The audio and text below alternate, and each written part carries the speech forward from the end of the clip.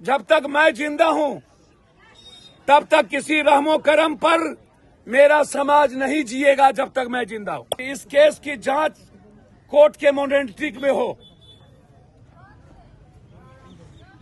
और जरूरत पड़ेगी तो बिहार भी बंद करेंगे और पूरे मुजफ्फरपुर से पटना का न्याय के लिए यात्रा भी करेंगे। धन्यवाद देता हूं इस गांव के अगल बगल के सारे, मैं मुखिया जी को देख रहा हूं, जिला परिषद को देख रहा हूं, गाय घाट के सभी सामाजिक लोगों को मैं देख रहा हूं, सभी दल के नेताओं को मैं देख रहा हूं। मुझे अच्छा लगा कि बिना जात पात के सभी नेता यहां पर मौजूद हैं। मुजफ्फरपुर से खबरा के मुखिया जी से लेके इधर सरपंच उरपंच सभी लोग, प्रमोद जी दूर से सभी लोग, शिवहर से सब लोग यहाँ हैं। इवन औराई के मुखिया जी भी यहाँ, हमारे सीतामढ़ी से सब लोग आए हुए हैं। ये लड़ाई नहीं हो गई कि आप किसी गरीब समाज को खरीदिए। जब तक मैं जिंदा हूं तब तक किसी रहमो करम पर मेरा समाज नहीं जिएगा जब तक मैं जिंदा हूं। सोमवार को हर कीमत पे सोमवार को ये लोकसभा में मामला उठेगा। जरूरत पड़ेगी तो मैं हाई कोर्ट में PIL फाइल करूंगा सोमवार को। जरूरत पड़ेगी तो सुप्रीम कोर्ट लड़ेंगे, लेकिन इस दरोगा को नहीं छोड़ेंगे। बेफिक्र रहिए, आप बेफिक्र रहिए। अरे गरीबों का आप एक मिनट छोड़ दीजिए, आप बेफिक्र रहिए, न्याय मिलके रहेगी। आप लोग उतावलेपन में नहीं रहिए, पुलिस से ना लड़िए।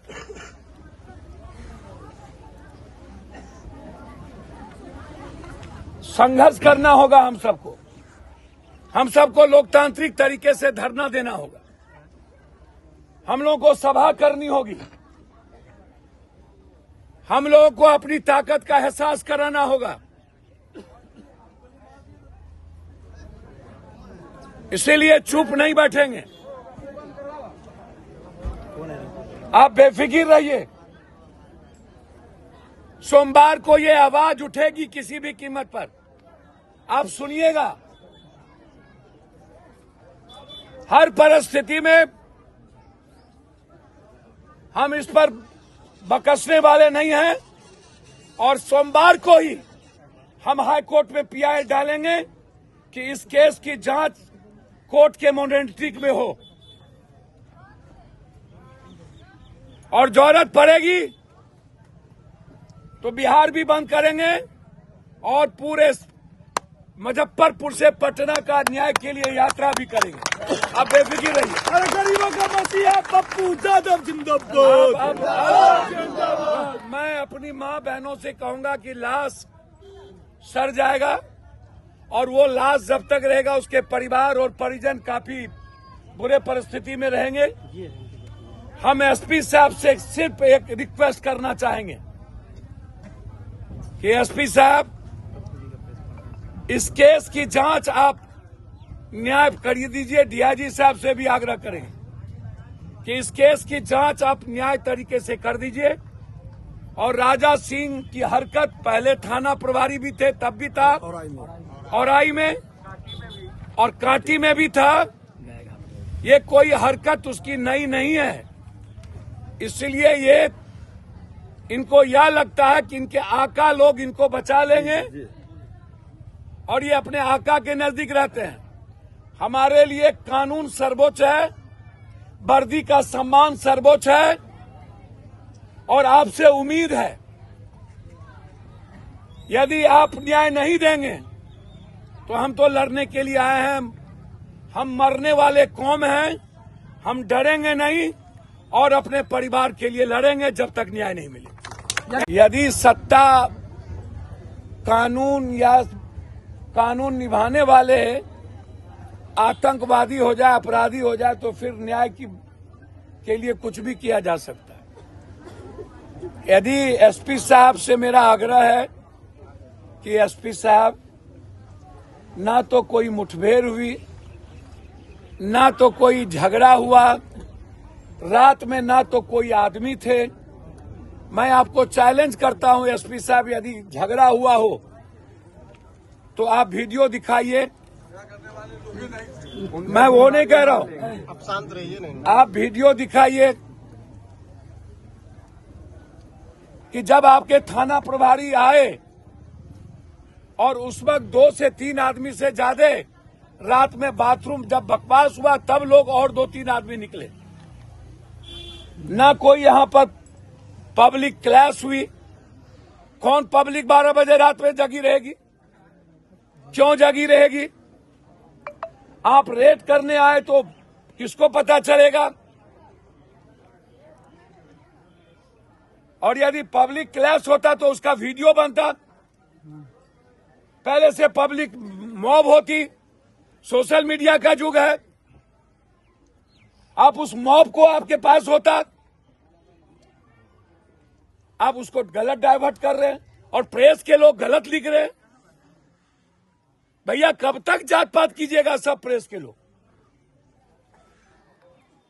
क्या कोई दलित गरीब होना जादव होना गुनाह है क्या? क्या उसको सही तरीके से जीने का राइट नहीं है? क्या उसकी जिंदगी नहीं है? ना कोई रगड़ा, ना कोई झगड़ा, ना कोई लड़ाई। और यदि किसी एमपी और बड़े रसूखदार का नाम हो, पहले भी हम इन अपराधियों से लड़े हैं इस मुजफ्फरपुर में। ये सब के सब मुजफ्फरपुर के दलाल हैं। जमीन कब्जा करने वाला, फलना कब्जा करने वाला। 3-3 महीना इन अपराधियों से हम लड़े हैं। हम उच्च स्तरीय जांच की मांग करेंगे डीजीपी साहब और मुख्यमंत्री जी। पूरी एसआईटी पटना की टीम से जांच करवाइए। और ये कोई भूल चूक नहीं है, ये हत्या है। इसके पहले भी कई घटना कर चुका है ये। इसलिए उन पर 302 का मुकदमा लगना चाहिए और उनकी गिरफ्तारी होनी चाहिए और उनको जेल जाना चाहिए और एसपीडी ट्रायल लगनी होनी चाहिए। सस्पेंशन आप उल्टे धमकी दे रहे हैं। अरे एमपी साहब, कितना पैसा आप लूटे हैं? जितना आप रघुवंश बाबू से कमाए होंगे उतना पप्पू यादव डेली बांटता है। आप हमको पैसा दिखाते हैं मेरे समाज को। मुद्दों को सदन में उठाने दीजिए। तो कई बजट कई बिल था जिसके चलते उन्होंने कहा इसको आप सोमवार को उठाइए। हमने कहा कोई एक घटना बिहार की घट नहीं रही। लगातार हम 3 दिन पहले भी छपरा गए थे जहां एक बच्ची का बलात्कार करके मार दिया गया। उसी रात हम सहरसा में 12 गोली, एक रोहित झा को गोली मार दिया गया, हम वहां थे। और अभी हम दिल्ली गए थे कि जागेश्वर राय जी, जगतवीर बाबू जो सामाजिक लोग रहे हैं। मुझे सबसे ज्यादा दुख किस बात का पहुंच रहा है, एसपी साहब न्यायप्रिय आदमी या निष्पक्ष होने की जरूरत थी। रात के 12 बजे जब कोई रेड करने जाता है तो उसकी सूचना गांव में नहीं होती और न ही कोई पहले कोई जानकारी थी। संजोग से जगतवीर राय जी रात के 12:30, साढ़े 1 बजे के बीच में पेशाब करने निकले थे और तब तक जो थाना प्रभारी यहाँ के हैं, जो दारू पी करके लोग, सभी लोग, राजा सिंह, यदि एसपी साहब को इतना ही अपने थाना प्रभारी पर भरोसा है तो उसका ब्लड जांच करवा लीजिए कि वो ड्रग्स या शराब पीते हैं या नहीं पीते हैं, तो आ ही जाएगा। शराब वो लेते हैं कि नहीं। इसके पहले भी इन्होंने कई तरह की घटनाएं गलत तरीके से रसूखदारों के नाम पर ये कई घटना कर चुके हैं। बिना किसी वारंट के या वारंट के इनको जाना कहीं और था। यदि कोई पॉस्को एक्ट में या कोई केस में कोई लोग गांव के 5 घर 10 घर के बाहर किसी का केस था, तो ये दूसरे घर में जाकर के किसी महिलाओं को पीटने लगे। जगतवीर राय जी ने, स्वाभाविक है कोई गांव के समाज के बड़े बुजुर्ग होंगे, वह जरूर कहेगा कि भैया इस तरह की क्या बात हो गई कि आप पीट रहे हैं। उन्होंने पूछा भी, यदि आप हमको बताइए, और ये घर तो उसका है भी नहीं जिसके लिए आप आए हैं, घर कोई और जगह है और आप गलत तरीके से यहां महिलाओं के साथ आप उलझ रहे हैं। तो यही कोई भी बुजुर्ग आदमी जब कोई गांव समाज में महिलाओं के साथ कोई भी थानेदार हो या कोई नए लोग उलझेंगे तो स्वाभाविक है वो बोलेगा। दूसरी गोली एक और लोग थे उसको मारने का प्रयास किया, जिसमें उसकी बच्ची ने बाह पकड़ के ही लिया तो भैंस को लग गया। कोई भी आदमी जो बिल्कुल होश में रह करके इतनी बड़ी घटना, या तो होश में नहीं था या तो अहंकार में रहता है वो आदमी। और मैंने जो फोटो देखा अभी, एक बड़े नेताओं के घर उनको संरक्षण प्राप्त है,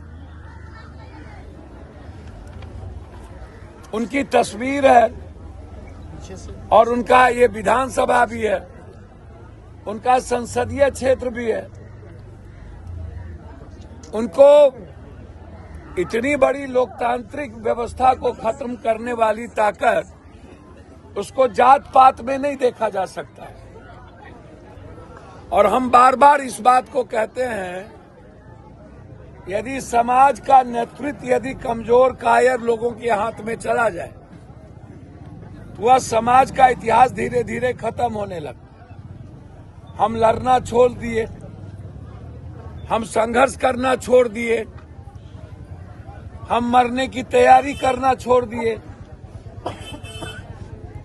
इतनी बड़ी घटना को जात पात के दृष्टि से नहीं देखा जा सकता, और ये जात पात का मुद्दा ही नहीं है। जैसे जहानाबाद में एक बेटी के साथ बलात्कार हुआ, हम बड़ी लड़ाई लड़े, हमको मारने का प्रयास हुआ, जेल में रखा गया, कहां हम पर कोई असर पड़ता। वो पता नहीं था मुझे किस जात का बेटी है, बाद में पता चला भूमिहार समाज की बेटी है। हम आज तक लड़ रहे हैं उसकी लड़ाई, कोर्ट जा रहे हैं, सभी जगह वकील किए हैं और सुप्रीम कोर्ट तक लड़ेंगे। हम छोड़ेंगे नहीं किसी को। हम जानते हैं इस केस में उस बेटी के बलात्कार में कौन कौन लोग हैं। उसको मारा गया और डॉक्टर के द्वारा मारा गया, हमको सब कुछ प्रूव्ड है। फिर जब हम छपड़ा गए तो हमको ये भी पता नहीं था वो किस जात की बच्ची है। जब वो मर गई वो बच्ची तो पता चला राजपूत समाज की बच्ची है। तो अब बेटी को, ऐसे सामाजिक बुजुर्ग को जो मेरे पिता के बुजुर्ग के समान हो, उसको भी जात पात में दृष्टि से देखा जाए और जनप्रतिनिधि लोग देखने लगे तो फिर कुछ नहीं बच जाता है। कल शाम में हाउस खत्म हुई,